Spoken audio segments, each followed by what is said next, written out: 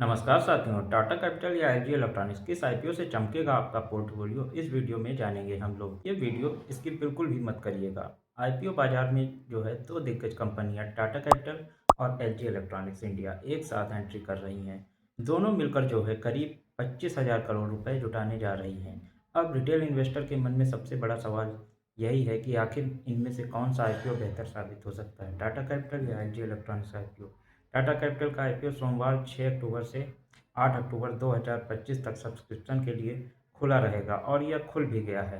अब तक का सबसे बड़ा आईपीओ है जो 15,512 करोड़ जुटाएगा।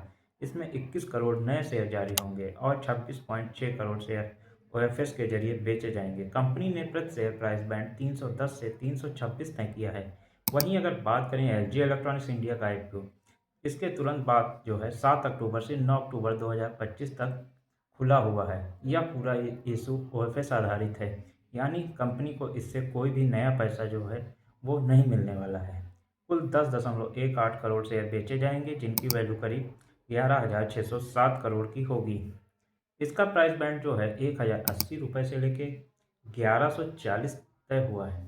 टाटा कैपिटल आईपीओ से जुटाई रकम का इस्तेमाल अपने कैपिटल बेस को मजबूत करेगा, लोन डिस्ट्रीब्यूशन को बढ़ाने में करेगी। दूसरी ओर वहीं बात करें एलजी इलेक्ट्रॉनिक्स इंडिया का आईपीओ, यह पूरी तरह प्रमोटर सेल है। इसका मतलब है कि कंपनी को खुद कोई फंड नहीं मिलने वाला है, बल्कि प्रमोटर यानी LG electronics INC south Korea अपनी हिस्सेदारी बेचकर बाहर निकल रही है।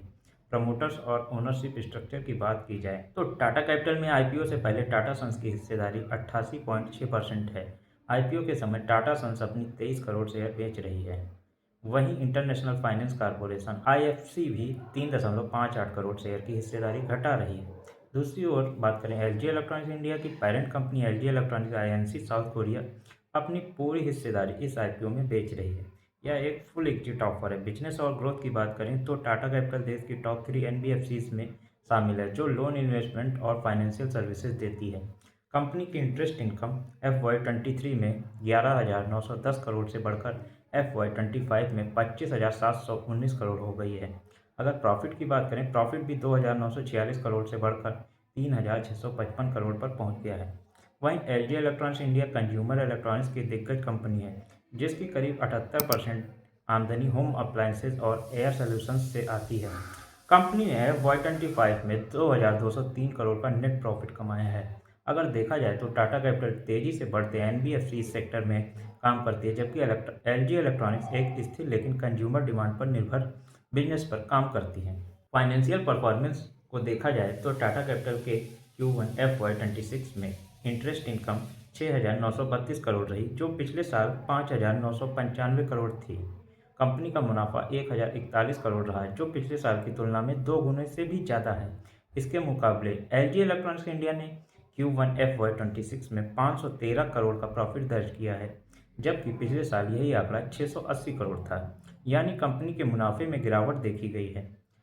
अब चलते हैं पीयर कंपैरिजन की बात करें तो टाटा कैपिटल की तुलना Bajaj finance, Shriram finance, L&T finance और चोलामंडलम फाइनेंस जैसी कंपनियों से होती है। इनमें ग्रोथ के लिहाज से टाटा कैपिटल मजबूत कंपनी दिख रही है। एलजी इलेक्ट्रॉनिक्स इंडिया को सीधे मुकाबले में सैमसंग, वर्लपूल और पैनासोनिक जैसी ग्लोबल कंपनियों से चुनौती मिलती है। भारत के तेजी से बढ़ते कंज्यूमर इलेक्ट्रॉनिक्स मार्केट से इसकी ब्रांड वैल्यू जरूर मजबूत है। लिस्टिंग और अलॉटमेंट डेट्स की बात करें तो टाटा कैपिटल का अलॉटमेंट 9 अक्टूबर 2025 को होगा और इसकी लिस्टिंग 13 अक्टूबर 2025 को एनएससी और बीएसई पर होगी। वहीं एलजी इलेक्ट्रॉनिक्स इंडिया के शेयर 10 अक्टूबर को अलॉट होंगे और 14 अक्टूबर 2025 को लिस्ट होंगे। अब बात करें कि कौन सा आईपीओ आपके लिए बेस्ट रहेगा। अगर आप लॉन्ग टर्म इन्वेस्टमेंट सोच रहे हैं तो टाटा कैपिटल का आईपीओ ज़्यादा आकर्षक लग रहा है क्योंकि इसमें मजबूत प्रमोटर, तेज़ी से बढ़ता बिजनेस और बेहतर मुनाफा दिख रहा है। वहीं एलजी इलेक्ट्रॉनिक्स इंडिया की बात की जाए तो यह आईपीओ पूरी तरह प्रमोटर एग्जिट है, यानी इसमें कंपनी को कोई नया फंड नहीं मिलने वाला है। शॉर्ट टर्म लिस्टिंग गेन के लिए यह भले ही बेहद आकर्षक हो सकता है, इसलिए अगर आप शॉर्ट टर्म लिस्टिंग गेन के लिए अप्लाई करना चाहते हैं तो एलजी इलेक्ट्रॉनिक्स इंडिया आपके लिए बेहतर ऑप्शन हो सकता है। लेकिन लॉन्ग टर्म ग्रोथ की संभावना टाटा कैपिटल में ज़्यादा नज़र आती है।